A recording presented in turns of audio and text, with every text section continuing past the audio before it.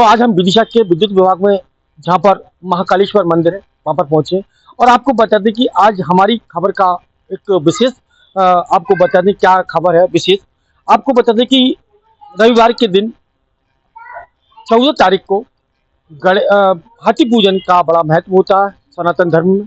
अब इस संबंध में हमारे साथ जो धर्माधिकारी हैं विनोद शास्त्री जी, हम उनसे चर्चा करेंगे कि इस जो हाथी पूजन का क्या महत्व है, क्यों होती है पूजा और क्या लाभ होते हैं। तो हमारे साथ जो धर्माधिकारी हैं विनोद शास्त्री जी, जो विद्युत मंडल के महाकाल जी के पुजारी हैं, महंत जी हैं, उनसे चर्चा करेंगे जी। आसवन कृष्ण पक्ष अष्टमी तिथि को हाथी सहित माँ लक्ष्मी का पूजन किया जाता है। इसमें का विशेषकर क्या है, प्रदोष व्यापनी तिथि ली जाती है। इसमें उदय तिथि का महत्व नहीं रहता। जो प्रदोष व्यापनी तिथि हो उसमें हाथी पूजन किया जाता है। इस बार क्या है, 14 सितंबर रविवार को हाथी पूजन किया जाएगा। इसमें विशेषकर क्या है कि अपने पुत्रों की दीर्घायु के लिए, घर की सुख समृद्धि के लिए इस व्रत को किया जाता है।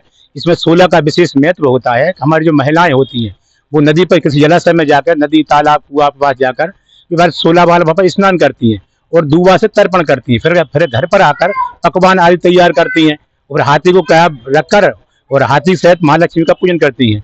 उसमें विशेषकर 16 का विशेष महत्व होता है। 16 बार गड़ुआ डालना, 16 दूबा से तर्पण करना, 16 दीपक, 16 श्रृंगार, 16 बोल की कहानी और 16 गांठों का एक गड़ा। ये क्या है, विशेष करके भाद्रपद शुक्ल पक्ष अष्टमी तिथि से व्रत प्रारंभ हो जाता है। और क्या है, आश्विन कृष्ण पक्ष अष्टमी तिथि चलता है। एक गांठ डेली लगाना पड़ती है उस गड़े में, और आखिरी जो 16 गांठ होती है, 16वीं गांठ होती है, वो अष्टमी के दिन लगाई जाती है। तो शास्त्री जी, हम बात करेंगे आपसे। देखा जाता है कि कुछ मिट्टी के हाथी होते हैं, कुछ पीतल के हाथी, कुछ सोना चांदी के हाथी होते हैं, इनका भी कुछ अलग अलग महत्व होता है क्या? तो विशेषकर तो क्या होता है कि मिट्टी जो है, मिट्टी के बने हुए, गोबर के बने हुए मूर्तियों का विशेष महत्व होता है। हम ऐसे गणेश जी का भी पहले पूजन करते थे, गोबर गणेश जी बना ले विसर्जन कर देते थे। और वैसे क्या है, विशेषकर तो क्या है कि मिट्टी का विशेष महत्व होता है इसमें। इसके बाद ही हम क्या है, पीतल, सोना, चांदी जो अपनी श्रद्धा अनुसार उसका भी कर सकते हैं अपन लेके। पर पहले जो मूर्ति बनती है उसका क्या होता है, विसर्जन होता है, क्योंकि इनका विसर्जन कर नहीं सकते आप।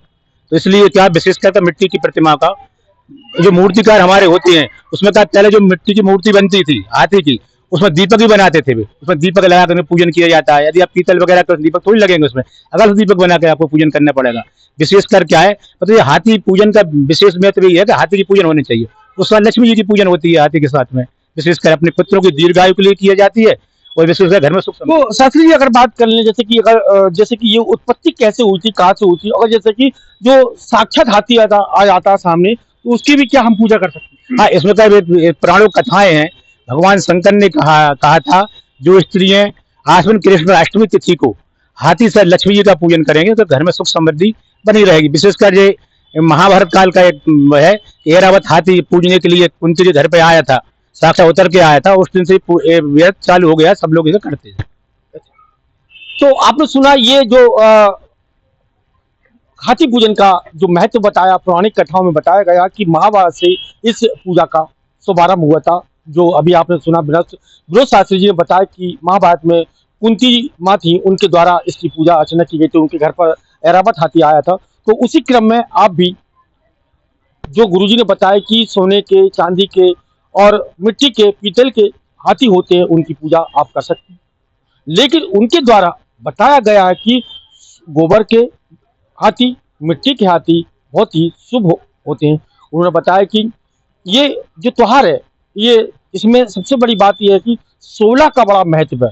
16, जैसे कि 16 दिया की बात कर लें, 16 गड़ुआ की बात कर लें, 16 श्रृंगार की बात कर लें, ऐसे 16 श्रृंगार की बात कर लें, 16 गड़ुआ की बात कर, ये 16 का बड़ा महत्व है।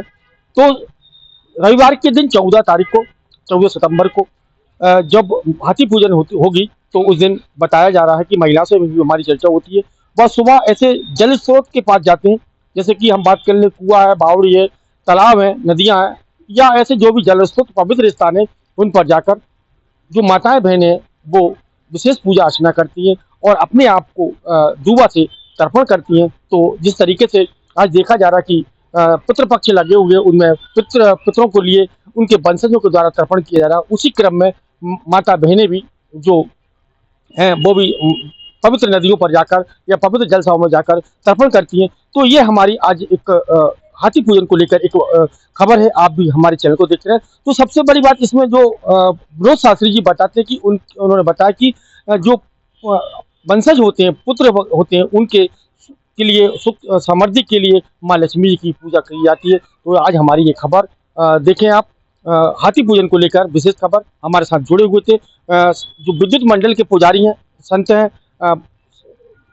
विनोद शास्त्री जी जो कि धर्माधिकारी हैं, वो जुड़े हुए थे। उन्होंने इस हाथी पूजन के बारे में विशेष महत्व बताया। तो आप भी 14 सितंबर को हाथी पूजन करके लाभ ले सकते हैं। मैं विदिशा से राज टीवी समाचार भारत के लिए कमल रेखवार। शर्मा है। ममता जी, ये जो हाथी पूजन होती है, क्या महत्व होता है, क्या जानते हैं? ये हाथी पूजन का बहुत बड़ा महत्व है। हम लोग मतलब हाथी की पहले नदी नहाने जाते हैं, फिर गड़ा की पूजा करते हैं और हाथी घर पे लाते हैं तो उसकी पूजा करते हैं पकवान बनाकर, और उसका लक्ष्मी जैसा महत्व है। पूजा करने का बहुत बड़ा महत्व है। जी, क्या नाम है आपका? मेरा नाम अंजलि व्यास है। जी, क्या ये हाथी पूजन की क्या महत्व है?